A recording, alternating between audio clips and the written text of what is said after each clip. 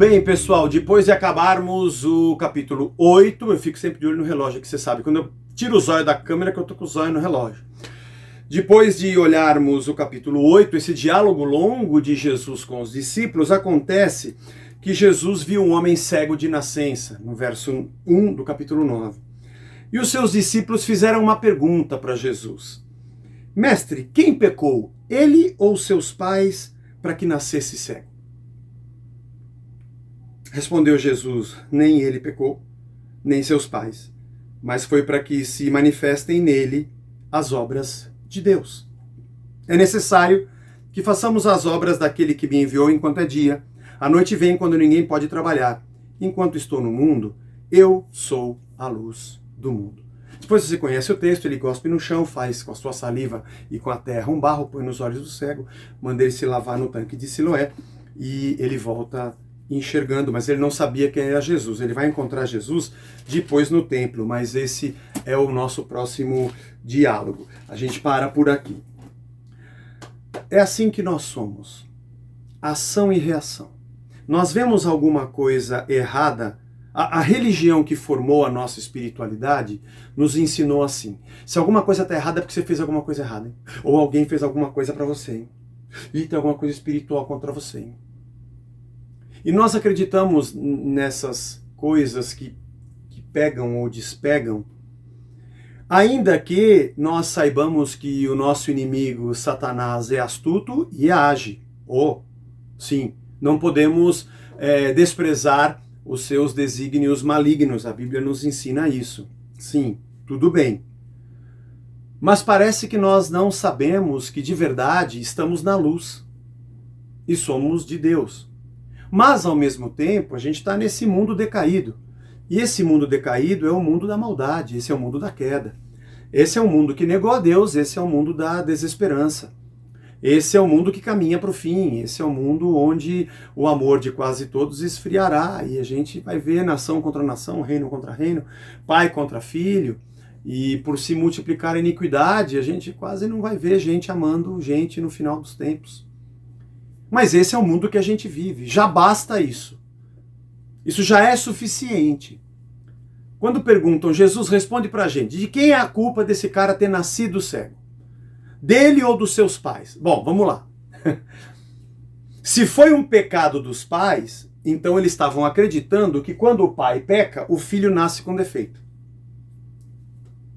Primeira crença deles. Muita gente carrega essa crença. Que eu faço errado e Deus me castiga no meu filho. Não. Deus castigou o seu filho na cruz.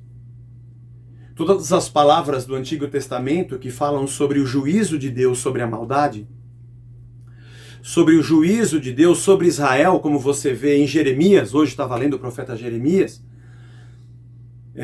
sim, se cumpriu naqueles dias da invasão babilônica, sim, mas tem um sentido profético de que todo o mal da terra será vingado sobre o homem, o filho do homem.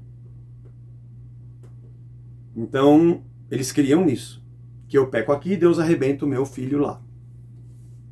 Como se meu filho não tivesse vida própria, decisões próprias.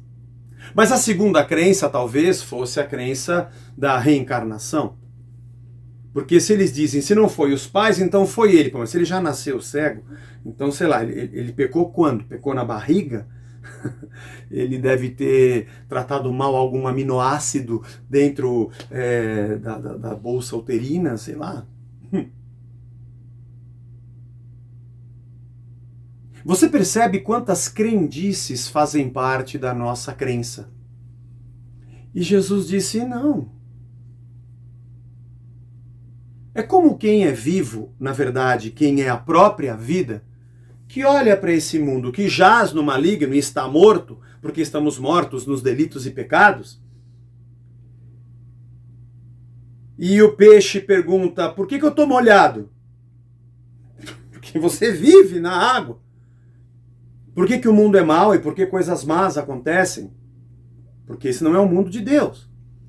Por que ele nasceu cego? Ou por que aconteceu isso comigo? Ou por que eu sou assim? A gente vive num mundo que caminha para o fim. A gente vive num mundo, infelizmente, onde ele é finito.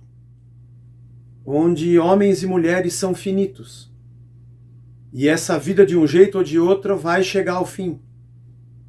Se não for um acidente externo, será algum acidente interno. Mas isso aqui vai se acabar. E cada vez mais a gente vai ver a luta do homem tentando se manter não só vivo no que diz respeito ao seu organismo, mas vivo no sentimento de vida que cada vez menos ele tem. E Jesus diz não. Tipo maldição hereditária, o pai pecou, agora até o quinto neto, né? Eu gostava daquele álbum do Iron Maiden, A Seventh Son of a Seventh Son. O sétimo filho do sétimo filho. Vai ter gente que vai parar de ver os diálogos porque eu falei que gosto do Iron Maiden. Relaxa, tem outros canais que você vai curtir. Segue lá, segue a vida. Mas onde que eu estava mesmo? No Iron Maiden, né? Então, maldição hereditária, pecar antes de nascer, Jesus falou não. É para que a glória de Deus se manifeste nele. Tenho mais 2 minutinhos.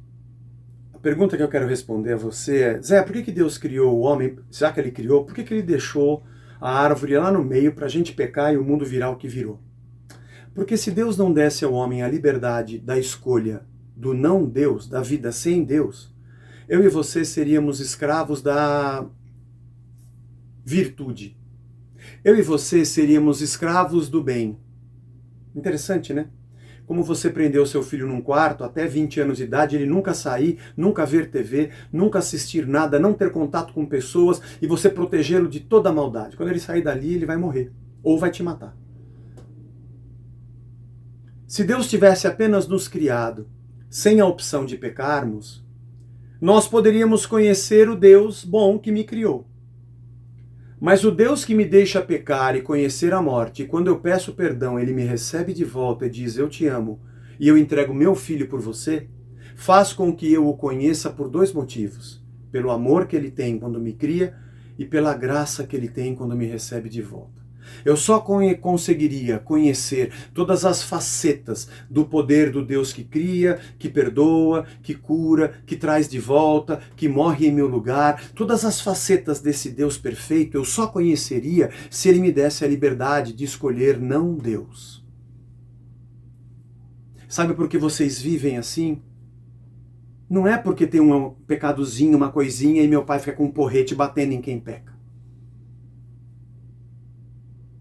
É para que vocês conheçam a glória dele e entendam que o Deus Criador, o Deus que te deu toda a vida, e você disse não para ele, e a vida hoje é um caos, é aquele que quer a gente de volta para dizer, volta para casa, como o filho pródigo.